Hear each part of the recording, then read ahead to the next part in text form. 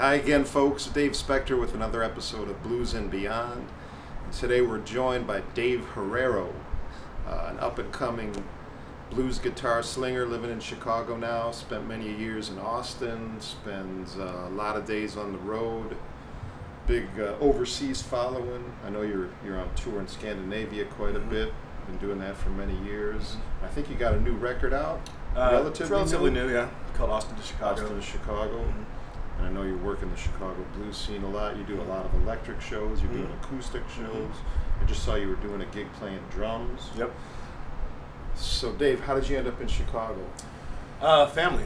My brother was here. He had a full scholarship to the Art Institute of Chicago. And he was working on music up here. And I actually, we hadn't had a close relationship for a long time. And he was up here, we're actually working on music, doing hip-hop production. And I had a layover from a trip in Norway. And I said, you know what, my brother lives in Chicago, just give me a week stay instead of giving me a hotel. And so they gave me a week stay, and I stayed for that full week. And he and I started working on music.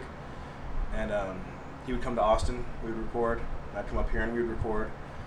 And in Austin, I just sort of hit this space where, you know, things were going well, but it was, I just felt there was more room for growth. You know, Velvet, they call it the Velvet Coffin. Austin is called the Velvet Coffin by a lot of people because it's easy to be very complacent. It's very laid back. The girls are real pretty. It's just real easy to find this really chilled out groove. And a lot of people that, you know, go there with a lot of ambition can kind of just get lost in the scene. And I saw that happening a lot, you know. And I was playing with some of the best in Austin. I had, learned a lot from some of the greatest to learn from. But I don't know. I just kind of felt like there's maybe something more to do. And then we moved up here, and my brother and I had sort of started this catalog of music where it was sort of, we were just blindly creating music. And about 4 months after I got here, we had a weird opportunity that came up to start making music for the Oprah show. And so then we started doing that, and we've been doing that for the last 5 years. So it's afforded me the opportunity to be able to work on the music that I love. Doing music for television. What kind of music do you do for Oprah? We do everything. We have writers from Scandinavia. We have writers all over the country that do like anything from dance to hip hop to house to ambient. I don't watch Oprah, but like, when do they use your music on her show? It's used in storyline. I love Oprah. I just don't watch his show. Gotta love you. I love you too, like storyline stuff. Just all kinds of different stuff. So like background music. A lot of background music. Like whenever there's like you may say an actress is walking onto the stage, they'll play some like really non-threatening hip hop. We call it soccer mom hop. But what it is my brother sampled like Jay Muller on drums and Matt Farrell on organ and myself on guitar and upright bass down in Austin. And they took these samples up here and he made like really non-threatening hip hop with the stuff. So it was a perfect fit for the show, for the first songs that they bought from us. So so then I just took the plunge and moved up here and we started working, just started going for it. And then after we got our company together and got everything moving smoothly on that end, I just started focusing more on my career and booking and getting out there and playing more. Cool. Let's go back to Austin. Now, how long did you live there? I was there for 6 years. Okay.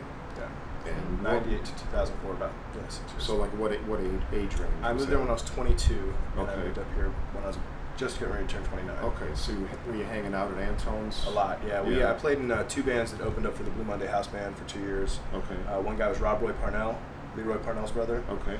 And another guy's name was Mark Goodwin. I played with them for about 2.5 years. And actually, funny story, the first time I played at Antone's was at Doug Som's memorial.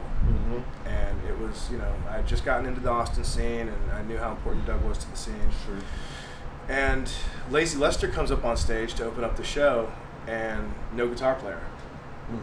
And so I walked over to Clifford Antone. I'm like, hey man, I got my guitar in the car, can I play? He looked at me, kind of sized me up. He goes, go get your guitar. The trick was the guitar was at home. So I jumped in my car, drove like 80 miles an hour down Congress Avenue, grabbed my guitar, ran back to Antone's, parked in front of a dumpster illegally, ran inside the club, and I got there and Charlie Sexton was already on stage. So I'm like, oh man. So I walk over to Cliff, I'm like, hey man, can I play? He goes, hey Charlie, come here. Charlie's like, what's up? He goes, this kid wants to play. He goes, who is he? He goes, I don't know. Let him play.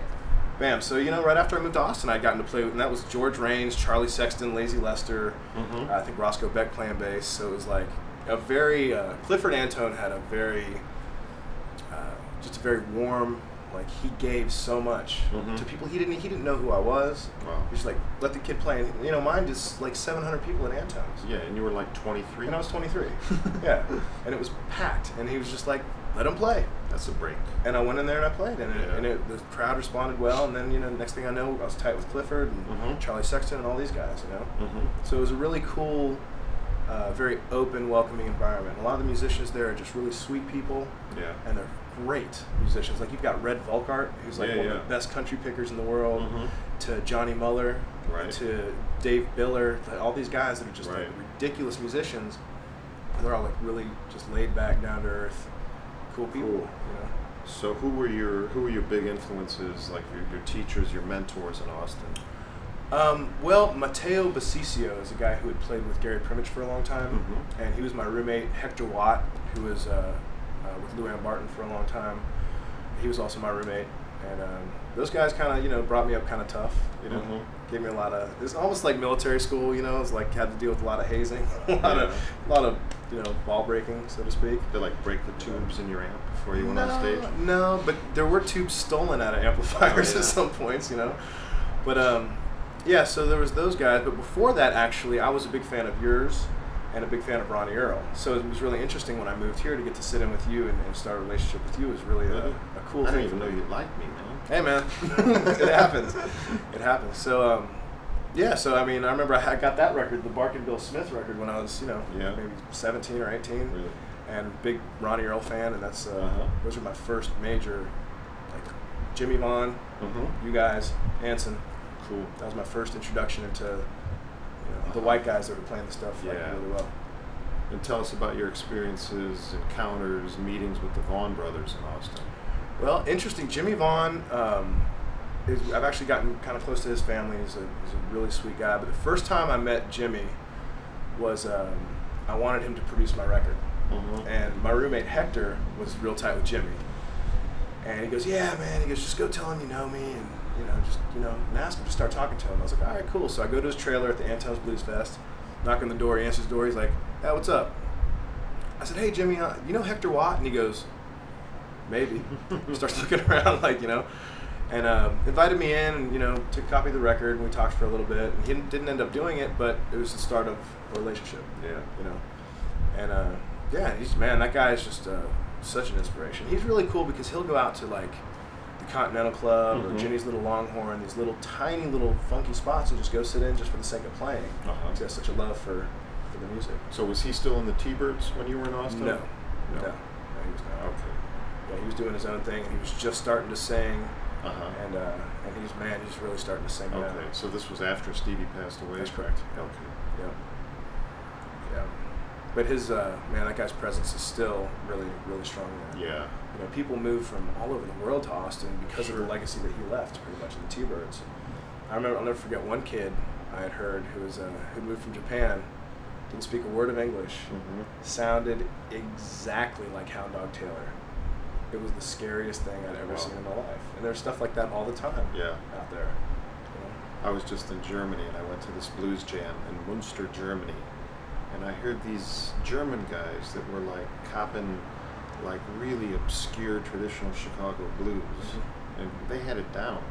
They do really something. Overseas is incredible, like in Norway especially as well. Yeah, like these guys just study the stuff so well. And for my experience over there, is my very first time I went, these guys knew all of my material before I even got off the plane. Yeah, I mean, note for note. Do you want to do the intro like the record or like your record?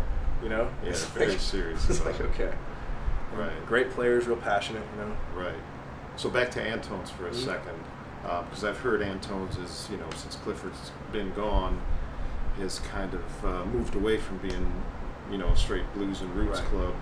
They're doing a lot more pop and rock and a lot of different styles of music. When you were there, did it still?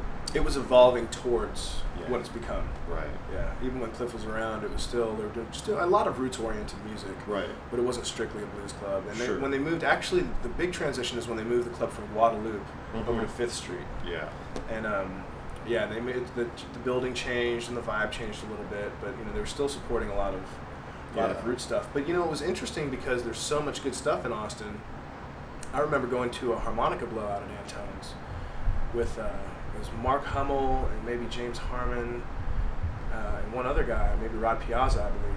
And there's like maybe 13 or 14 people there, just because there's so much intense competition and amazing music. Right. That was like, wow. Yeah. Like, okay, these are guys that I've looked up to since I was a kid, and they're not able to draw a crowd in Austin. So it was interesting. Cool. Some of the kind of legendary, beneath the surface, more obscure Austin guitar players that we hear about in Chicago are guys like Derek O'Brien, Bill Campbell, Denny Freeman. Did you get to see guys like that? Yeah, I was on the road with Bill Campbell. Oh yeah. Yeah, he's a very interesting guy, man. That guy is an encyclopedia of knowledge. Yeah. In terms of playing, great bass player, great guitar player. And yeah, Derek O'Brien. He's also another really nice guy. You know, like they're all very nurturing. They want to help the young guys come up, which is really cool. But and Derek, it's like these guys have so much history. They played with so many people because that Antone's house band backed everybody. Right. When Albert Collins came to town, they got to play with just everybody. Otis Rush, Albert King, everybody. A lot of the Chicago guys would come down there without a band. Yeah. Yeah, they used to do live records, like anniversary records, and they'd have Buddy Guy and Hubert and Pine Top and Otis and Albert Collins and the house band that was back then. And they actually, every single night, they would record. Wow. So all those nights are in the vault somewhere. Yeah. Cool. So, yeah. Cool. So you've been in Chicago now for how long? About 6 years. Okay. Yeah. And you have a couple of records out. Yes, I have one that I did in Austin at Fort Horton Studios called Hard Life Blues. And it was just, diving in and getting my feet wet. It was a good band. It was a great band, actually. It was Wes Starr on drums. Sure. Johnny Bradley played bass, who shortly thereafter went on the road with Anson. Mark Goodwin played piano. Kaz did the horns and the sax, or horns and the harmonica. And Johnny Muller played rhythm guitar, myself. Cool. Yeah, it was a smoking band. It was a lot of fun. So we put that together as like the one thing I learned down there is always surround yourself with great musicians. And it's actually a good thing if you're the weakest link in the band. You know what I mean? Because they'll pull you up, and teach you a lot. Yeah. So I was, thank God, smart enough to surround myself with guys that were a lot better than me. Sure. They could really teach me a lot. I learned that lesson playing sports. Trying to play with players that are better than you. Yeah, it brings your game up. Yeah.